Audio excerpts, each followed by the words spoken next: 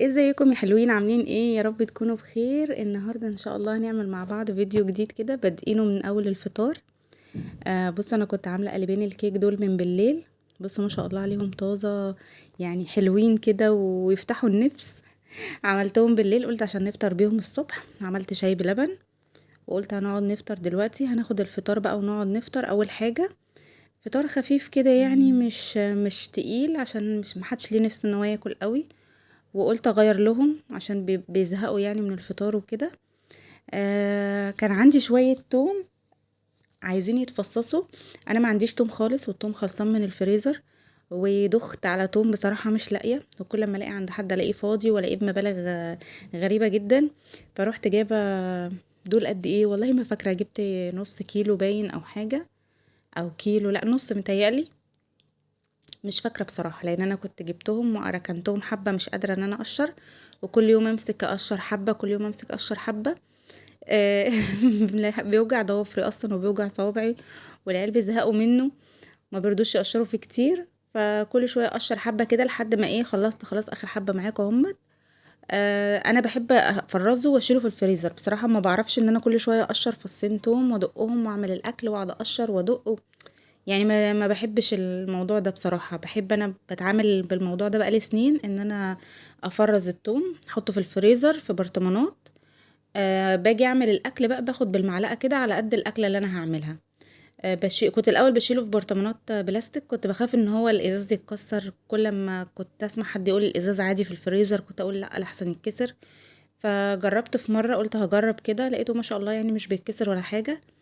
فقلت خلاص، لان البلاستيك بيتفاعل مع التوم شويه ومع الاملاح والحاجات دي وكده. فقلت لا خلاص هشيله في ازاز. فبقيت اعمل كده فعلا، وبقيت اعمل في برطمانات ازاز واشيل في الفريزر الكميه بقى اللي انا عايزاها. ما شاء الله بيقعد لحد اخر معلقه. لا بيغير لون ولا بيصفر ولا بيبوظ ولا اي حاجه خالص، طالما بتاخدي بمعلقه نظيفه وبتحطيه تاني في الفريزر زي ما هو وهو مجمد. يعني انا بطلع باخد، بيبقى سهل، ما بيبقاش ناشف قوي. باخد بالمعلقه كده عادي اكني باخد سمنه. وبرجعه تاني الفريزر، يعني باخد المعلقه وبرجعه الفريزر على طول، فما بيجرالوش اي حاجه. وما شاء الله بيقعد معايا لحد اخر معلقه زي ما هو، زي ما انتوا شايفين، زي ما بعمله كده. ما بحطش اي حاجه تاني، يا دوبك بضربه وبحط معاه معلقه ملح بس كده، يعني بحط شويه ملح معاه، بضربه وخلاص اهو.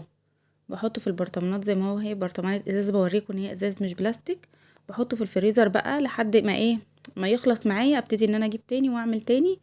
وهكذا بقى. ما بحبش ان انا اقعد اقشر واعمل في ساعتها بصراحة، بزهق. هنا بقى ايه، بنضف الرخامة مكان ما خلصت، عشان ريحة التوم والتفصيص كده لما كنت بضربه في الكبة يعني وكده. ثواني يا ديدا. خلصت اهو، الرخامة بقت نضيفة وزي الفل. بصوا ده بديل الرخام اللي هو بيتلزق ده يعني ده مش الرخامة، مش لون الرخامة، هي لونها زي بتاعة الحوض كده. ركبته يعني تغيير يعني. هنا بقى هخش على شوية مواعين صغيرين كده مش كتير. هركن بس ازاز المية ديت عشان ما تتبهدلش من المواعين. هغسل بقى الحاجات دي كلها. انا بقالي كتير قوي قوي قوي ما نزلتش فيديوهات، يعني بقالي تالي سنتين، لا 3 سنين. 3 سنين ما نزلتش فيديوهات. وكنت شايلة القناة خالص، كمان كنت قافلة الفيديوهات خالص. يعني كان كل اللي بيخش يقول لي مبقيناش نلاقي الفيديوهات وكده، فكنت شايلاها اللي هو معرفش في ايه. النفسية عملت كده مرة واحدة. فكنت خافية الفيديوهات خالص وشايلة كل حاجة ومتقوقعة كده مع نفسي.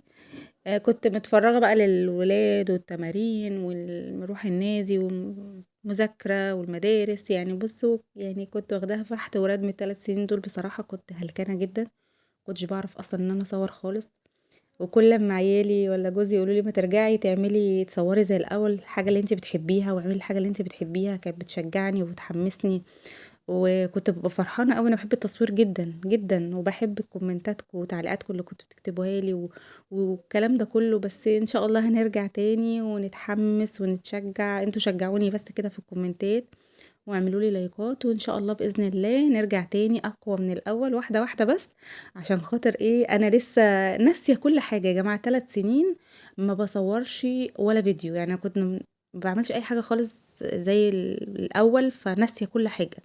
لدرجة أنا مش فاكرة برامج المونتاج تتعمل إزاي، مش فاكرة أي حاجة، لسه باتعلم بقى معاكم من الأول وجديد، فسامحوني كده لو لقيتوا الدنيا مش متضبطة. وإن شاء الله نرجع أقوى من الأول ونبقى أحسن. شجعوني انتوا بس، وحطوا لي لايك واعملوا لي اشتراك في القناة لو كنتوا مش مشتركين أو أول مرة تشوفوا القناة. ويلا قوموا تشجعوا كده وتحمسوا. أنا النهاردة مرضتش أعمل لكم فيديو طويل، أنا لسه ببتدي أرجع برضو ومش عايزاكم تزهقوا كده، وفي نفس الوقت أنا لسه برضو مش عارفة أرجع زي الأول، فشجعوني كده وإن شاء الله بإذن الله نرجع. مش عارفة أقول إيه عمّالة أرغي. بس إن شاء الله هنرجع ونرجع زي الأول وأحسن كمان بإذن الله. أنا كده خدت معاكم جزء بس كده من اليوم، يالّا أشوفكم على خير في الفيديو الجاي إن شاء